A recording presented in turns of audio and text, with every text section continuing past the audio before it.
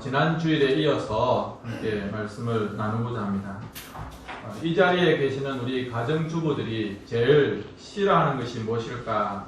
그 중에 하나가 그림에 보는 것처럼 시어머니가 난데없이 와서 냉장고를 뒤지는 것을 우리 가정주부들이 가장 싫어한다고 합니다.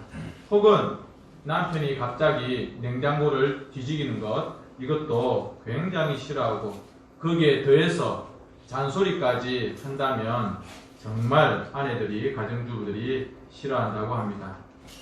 지금 그림에 보이는 이 냉장고는 저희 집 냉장고가 아님을 분명히 말씀드립니다. 절대 우리 시어머니들은, 그리고 남편들은 냉장고를 허락 없이 불법적으로 열어서는 안 되겠죠. 왜냐하면 이 냉장고는 가정주부의 모든 삶의 애환이, 희로애락이 거기에 들어있기 때문에 그렇습니다. 삶의 흔적이 냉장고에 들어있고, 냉장고는 그저 우리가 쉽게 열 수 있는 그런 음식 저장고가 아니라 아주 비밀스러운, 가정주부에게 비밀스러운 그런 공간입니다. 그런데 여러분, 가끔 냉장고를 정리하다 보면 유통기한이 지난 그런 음식들, 혹은 심지어 곰팡이가 피어 있거나 먹지 못할 음식들, 지난 명절에 친정어머니가 봉지에 담아주신 그 반찬들, 그것을 그냥 검은 봉지, 빨간 봉지에 싸서 냉장고에 집어넣었다가 그것이 있는지 없는지도 모르고 있다가 나중에 발견하게 되어지는 그런 모습들도 우리가 생각이 납니다. 요즘 냉장고를 정리하는, 혹은 집안을 정리해주는 그런 TV 프로그램이 인기입니다.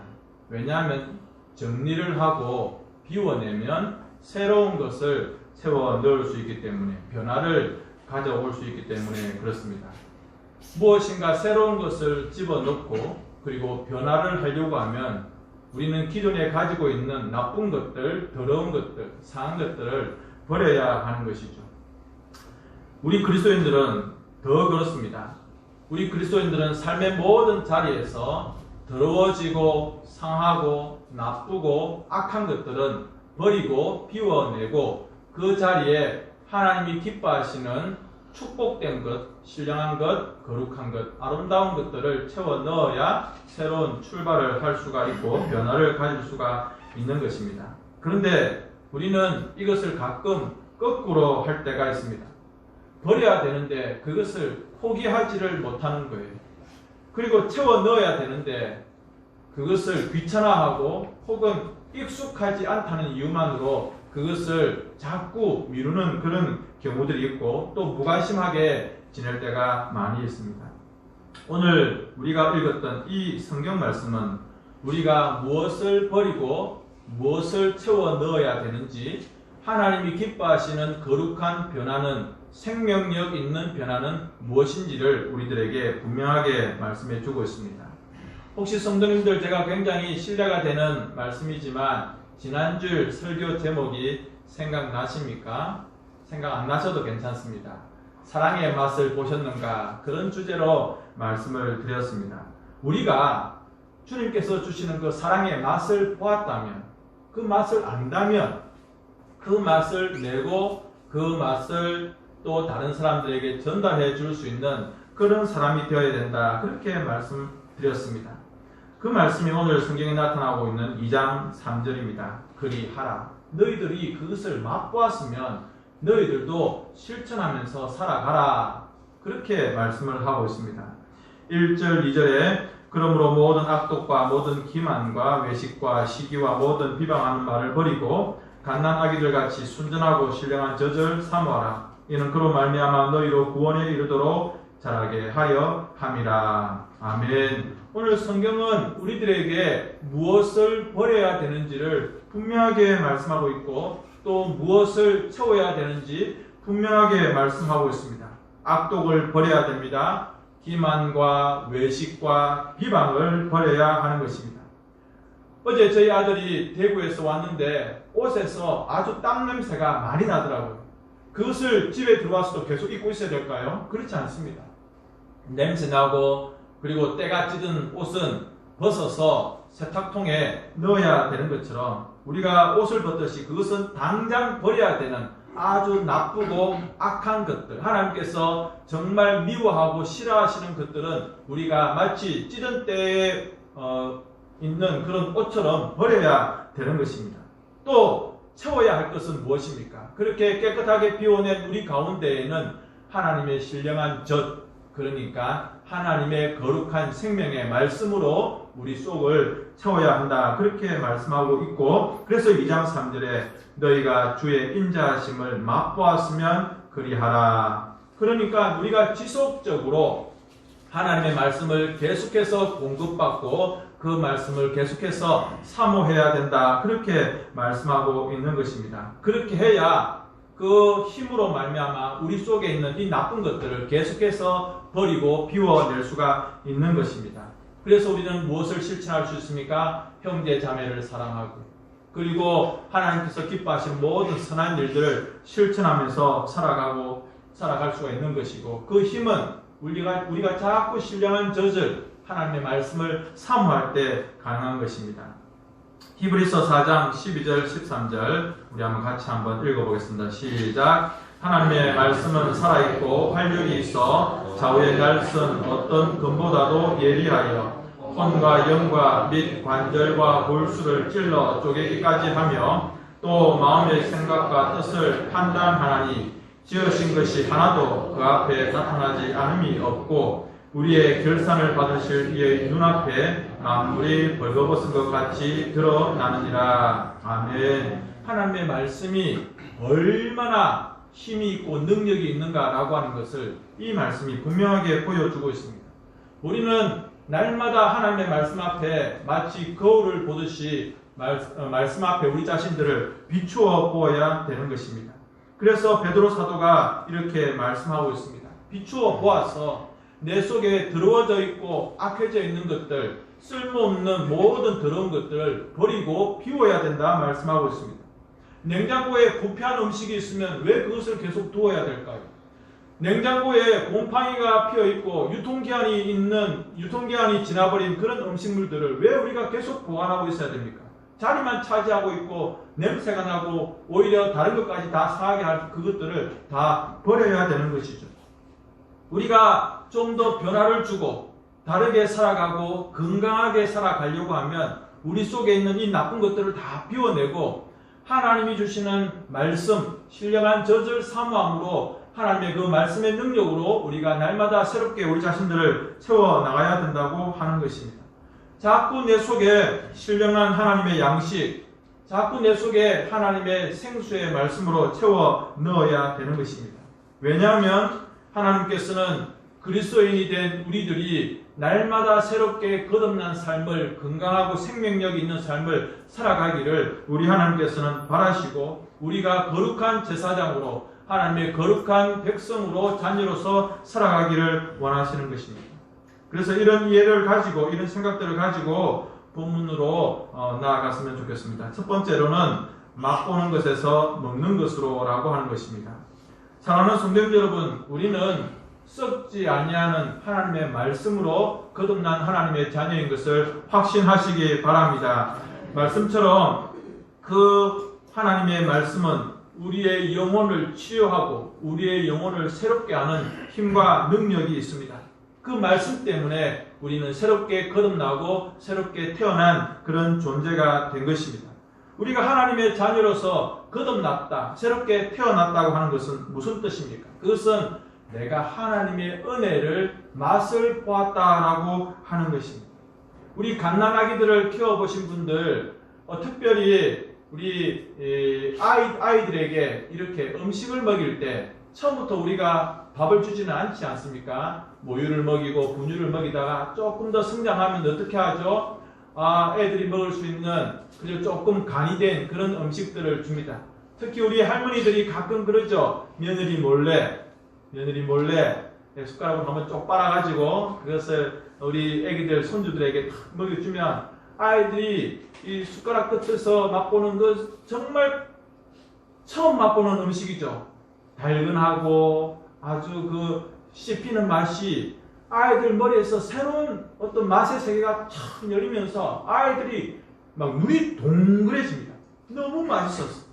그래서 할머니에게 그 숟가락 한번 쪽 빨고 줬던 그 음식을 또 달라고 발을 동동동동 그리는 것이죠. 왜냐하면 전혀 새로운 맛을 보았기 때문에 그렇습니다. 우리 할머니들은 그 발을 동동 그리는 그 손주에게 그 음식을 주는 것을 너무 즐거워하는 것이죠. 그 받아먹는 아이의 그 입과 그리고 동그래져서 더 달라고 그렇게 몸을 움직이는 아이들의 모습이 너무 재밌는 거예요. 그리고 아기는 자기가 처음 맛보는 거예요. 지금까지 먹던 엄마의 젖과는 그리고 분유와는 완전히 다른 맛의 세계를 경험한 것이기 때문에 그렇습니다. 성경도 오늘 그렇게 말씀하고 있습니다. 너희들이 주의 인자하심을 맛보았다면. 여러분, 그런데 맛본 것으로 우리가 건강하게 자라고 맛본 것으로 우리가 생명을 건강하게 유지할 수 있을까요? 가끔 우리가 마트에 가면 시식하는 코너가 있습니다. 거기에서 판매하는 분들이 꼭 조금이라도 이 시식을 한번 드셔보라고 합니다. 그냥 별 관심 없이 지나가다가 그 조그만한 거 한번 먹어보고 우리가 맛있구나 라고 생각하면 그 제품을 구입하게 되는 것이죠. 그런데 여러분, 우리가 시식하는 것으로 우리가 배부르고 식사를 다 했다고 생각할 수 있을까요? 시식은 시식입니다. 그냥 맛을 보는 거예요. 그것 가지고 우리가 평생을 건강하게 살아갈 수 있는 게 아니에요. 그 제품을 구입해서 집에서 조리를 해서 먹어야 우리가 한 끼 식사가 되어지고 건강하게 생명력 있게 활력 있게 살아갈 수가 있는 것이죠. 맛을 본다는 것은 이제 시작하는 것입니다. 이게 이런 맛이구나. 이것을 먹으면 내가 맛있게 건강하게 배부르게 먹을 수 있겠구나. 계속 먹고 싶은 그런 마음이 생기는 것이 맛보는 것이죠. 그래서 이 맛보는 것이 이제 먹는 것으로, 그래서 내 속에서 건강한 변화와 은혜로운 변화가 일어나는 것입니다. 처음 은혜를 맛본 사람, 처음 하나님의 그 인자하심을 맛본 사람은 마치 어머니가 또는 할머니가 처음 먹여줬던 그 음식을 맛본 갓난 아기의 그 경험과도 마찬가지라고 생각을 합니다.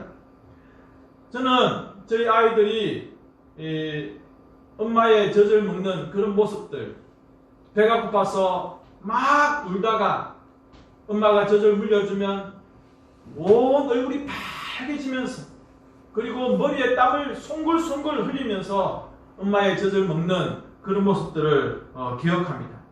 여러분, 아기들은 본능적으로 엄마의 젖을, 자기의 배고픔을 인해서 엄마의 젖을 본능적으로 찾는 그런 마음이 있습니다. 이것은 나쁜 게 아니에요. 하나님께서 그 아기에게 주신 아주 아름다운 본능입니다. 마찬가지로 우리 성도들은 하나님의 그 말씀, 그 신령한 젖을 향한 간절한 갈망들이 있어야 되는 것입니다. 예배를 안 드려도, 말씀을 안 들어도 나는 아무렇지도 않다라고 하는 것은 심각한 병입니다. 성경책을 읽고 말씀을 듣고 말씀을 암송하고 묵상하고 또 예배를 사모하게 되어지는 그러한 모습이 우리 성도들에게 있어야 된다고 하는 것이죠.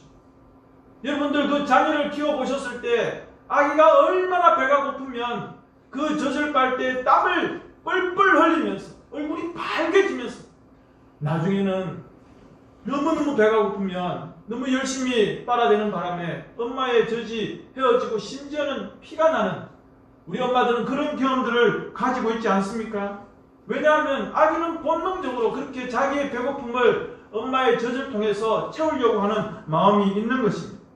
마찬가지로 우리가 하나님의 은혜를 맛보았다면, 하나님의 사랑을 경험하고 하나님의 그 인자하심을 우리가 알고 있다면 하나님의 말씀과 그 인자하심과 은혜에 대한 간절한 갈망들이 우리에게 있어야 되는 것입니다.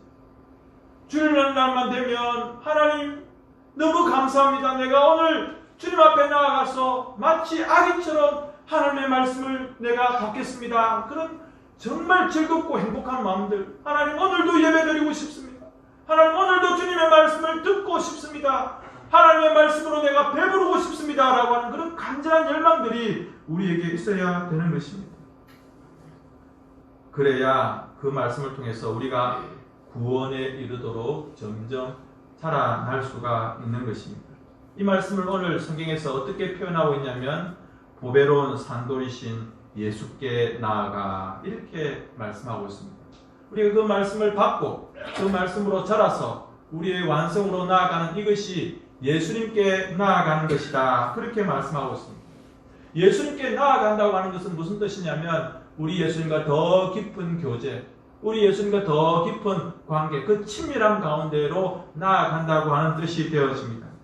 성도님 여러분, 여러분들은 혹시 지금 10년 가운데 배고픔을 가지고 계십니까? 하나님의 은혜에 대한 그런 갈급함과 목마름들이 여러분들에게 있습니까? 아니면 지금 나는 너무 충분해. 나는 이제 주님의 사랑과 말씀과 은혜도 필요하지 않을 만큼 나는 너무너무 충분해 라고 혹시 생각을 하십니까? 우리가 경험적으로 뷔페 나왔던 식당에 가서 한번 실컷 배부르게 먹었습니다. 정말 더 이상 들어갈 데 없이 굉장히 많이 먹었습니다. 그러면 여러분들 이제는 더 이상 밥을 드시지 않고 음식을 드시지 않아도 충분합니까? 그 한번 실컷 먹은 것으로 이틀, 3일을 가십니까? 아니면 일주일 혹은 한 달 이상 갈 수 있습니까? 그렇지 않잖아요. 한 끼 먹은 것은 그것이 뷔페든 어떤 식당이든 맛집이든 그렇게 먹고 나서 우리가 또 시간이 지나면 또다시 먹어야 우리가 건강하게 또 활동할 수가 있는 것처럼 우리는 계속해서 하나님의 젖을, 하나님의 말씀을 사모해야 되는 것입니다. 또 들려주십시오. 또 들려주십시오. 생전에 듣던 말씀, 내가 어릴 적부터 듣던 말씀, 어머니의 무릎에서 들었던 그 말씀, 장성한 지금도, 늙은 지금도 계속해서 하나님의 말씀을 사모하는 우리가 되어야 되는 것입니다. 그것이 성장이고 그것이 영적 성장입니다.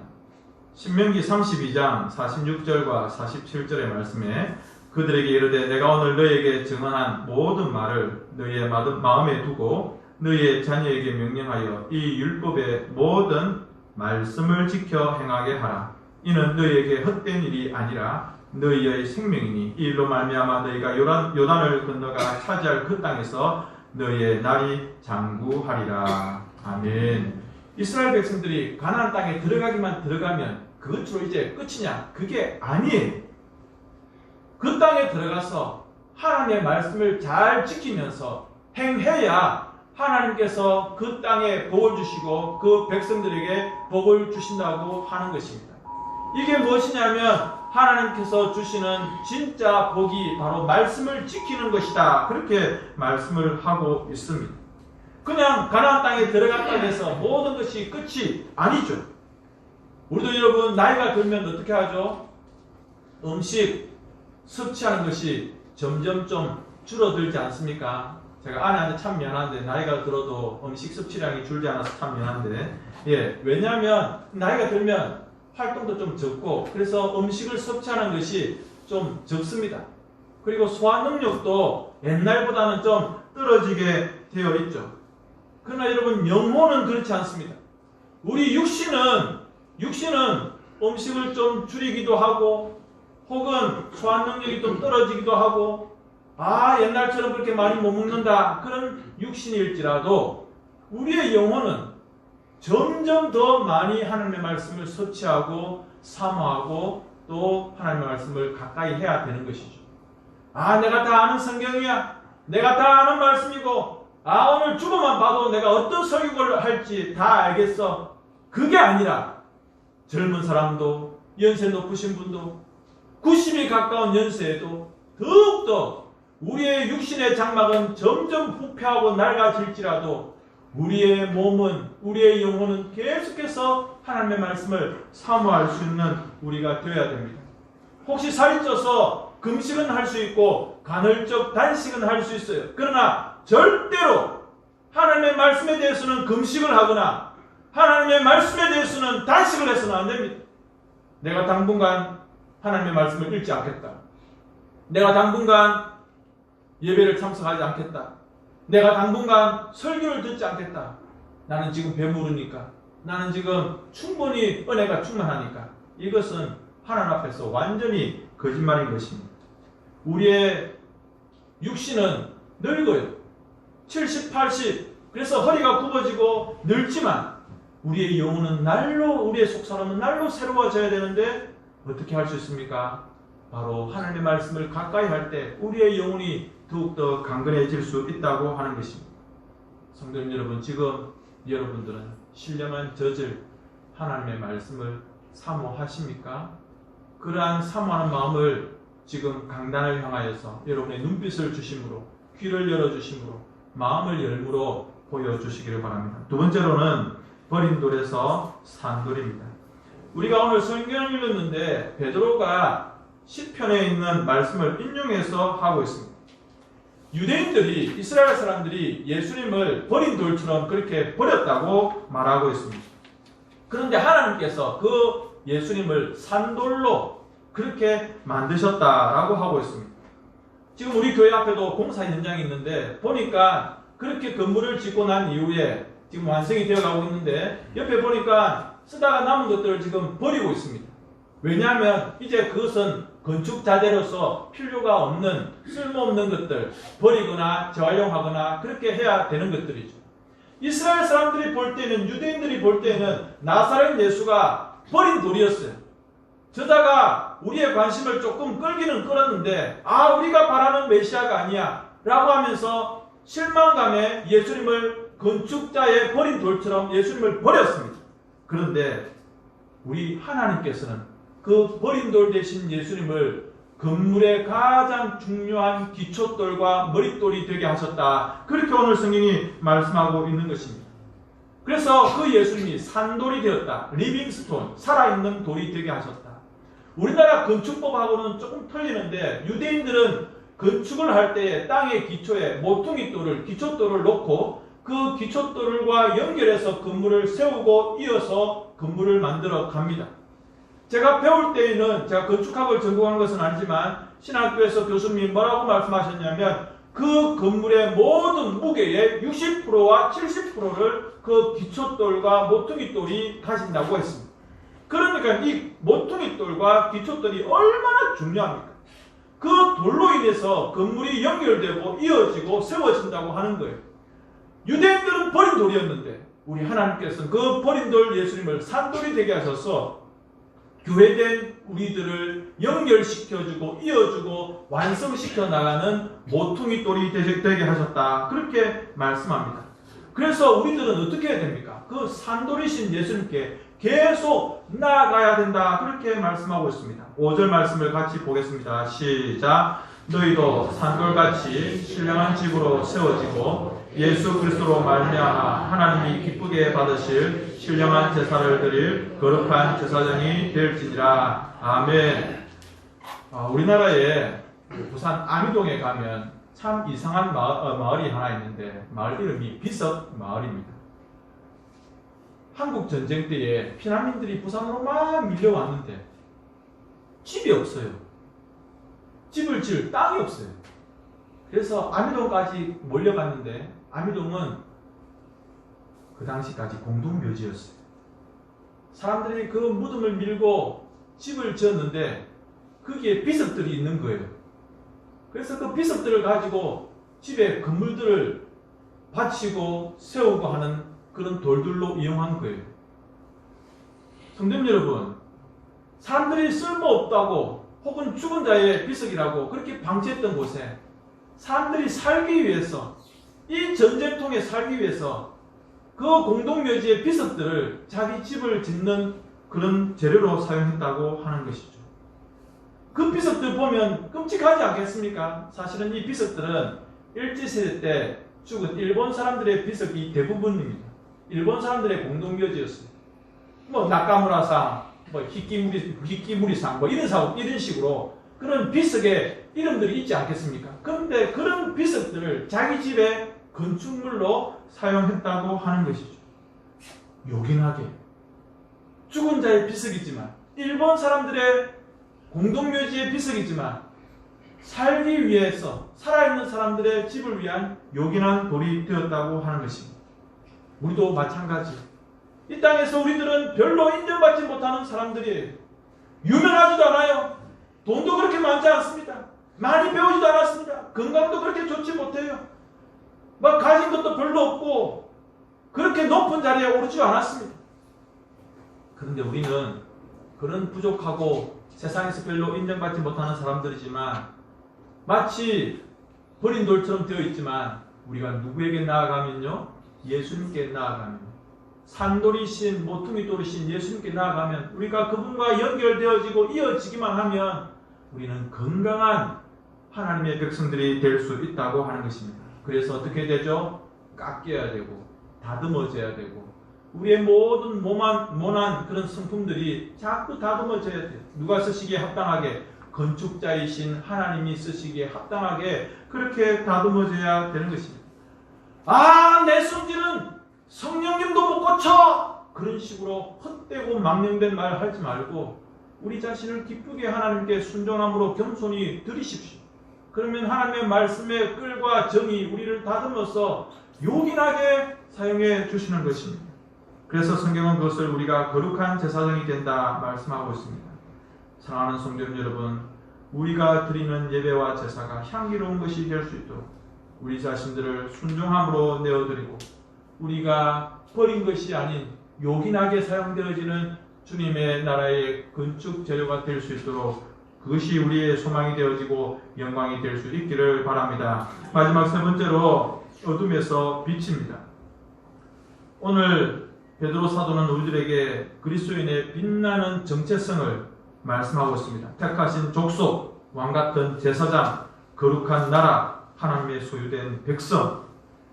이 이름들은 무슨 뜻이냐면 너희들은 이제 내 것이다, 하나님의 것이다, 그렇게 말씀하고 있습니다. 교회라고 하는 단어는 헬라어로 에클레시아입니다. 에클레시아는 밖에서부터 불러내었다라고 하는 그런 뜻입니다. 어디서 불러내셨습니까? 어둠에서, 세상에서 우리를 불러내어 하나님의 소유가 되게 하셨고 주님의 백성이 되게 하셨고 빛이 되게 하셨다, 그렇게 말씀하고 있습니다. 그러면 불러내셨으면 무슨 의도가 있고 목적이 있어야 되지 않겠습니까? 주님께서 우리를 이렇게 불러내신 것, 교회로 불러내신 목적은 무엇이냐면 아름다운 주님의 덕을 선포하기 위해서다라고 말씀하고 있습니다. 좀 어려운데 제가 쉬운 성경으로 여러분들에게 말씀을 드립니다. 그래서 여러분을 어둠에서 불러내어 자기의 놀라운 빛 가운데로 인도하신 분의 업적을 여러분이 선포하는 것입니다. 여러분, 하나님께서 나를 소유하셨다라고 하는 것, 나는 하나님의 것이다 라고 하는 이것을 잊어버리지 말기를 바랍니다. 나의 가치는 굉장히 존귀합니다. 나는 싸구려 인생이 아니고 버림받은 인생이 아닙니다. 세상의 사람들은 나를 별 볼 일 없는 사람으로 그렇게 인정할지 모르겠지만 하나님께는 나는 굉장히 존귀한 자입니다. 우리는 빛의 자녀들입니다. 그래서 결단코 다시 어둠 가운데로 가서는 안 되는 것입니다. 성도 여러분, 요즘 코로나 블루라고 하는 말이 있습니다. 코로나 때문에 사람들이 우울하고 무기력하고 좀 침울한 분위기를, 그런 정신적인 마음적인 상태를 코로나 블루라고 이야기합니다. 그러나 솔직히 말씀드리면 꼭 코로나 때문에 그렇습니까? 코로나가 있기 이전에도 많은 사람들이 우울해하고 힘들어하고 지쳐 했었습니다. 왜 그럴까요? 누가 없기 때문에? 예수님이 없기 때문에. 빛이신 예수님께서 그들의 삶을 완전히 장악하시도록 자기를 내어드려야 되는데 자꾸 거부하는 거예요. 거절하는 거예요. 빛이신 예수님을 거절하니까 우울감이 오고, 그리고 좌절감과 실망감 때문에 세상을 비관하면서 살아가게 되어지는 것이죠. 이런 것을 보면 우리 인간이 얼마나 연약한 존재인가. 그래서 저는 이제 마지막으로 예수님의 이름으로 선포합니다. 빛이신 예수님께서 우리와 함께 하십니다. 빛이신 예수님이 어둠에서 우리를 불러내어 빛으로 옮겨주셨음을 믿습니다. 다시 사신 보배로우신 산돌이신 우리 예수님이 우리의 모퉁이 돌이 되어 주셨습니다. 그래서 우리가 그 예수님께 나아가기만 하면, 그분과 연결되어지고 이어지기만 하면 우리도 존귀한 자로서 예수님과 같이 산돌이 되어질 것을 믿으시기를 바랍니다. 정리합니다. 버려진 돌과 같은 우리의 삶에, 외로움과 고통의 그 삶의 자리에 산돌이신 예수님께서 오셨습니다. 그리고 그분에게 나아오라고 말씀하십니다. 우리는 그 주님의 고귀한 집을 이루는 그런 신령한 쓰임받는 산돌이 될 수가 있습니다. 날마다 하나님의 말씀을 사모하십시오. 순종하십시오. 그래서 날마다 우리가 서로 연결되어져서 함께 세워져 감으로 하나님이 기뻐하시는 신령한 집, 하나님께서 기뻐하시는 거룩한 제사장이 되시는 우리 모두가 될 수 있기를 예수님의 이름으로 축원드립니다. 아멘. 이 시간 다 같이 한번 소리내어서 기도하겠습니다. 하나님, 제가 신령한 집으로 거룩한 제사장으로 우리 산돌이신 예수님께 나아갈 때에 하나님의 신령한 젖을 말씀을 사모하며 우리의 모든 모습들이 다듬어지고 그래서 주님께 요긴하게 사용되어지게 해주십시오. 다시 한번 소리 내어서 기도합시다. 우리 아버지 하나님, 주님의 은혜와 사랑을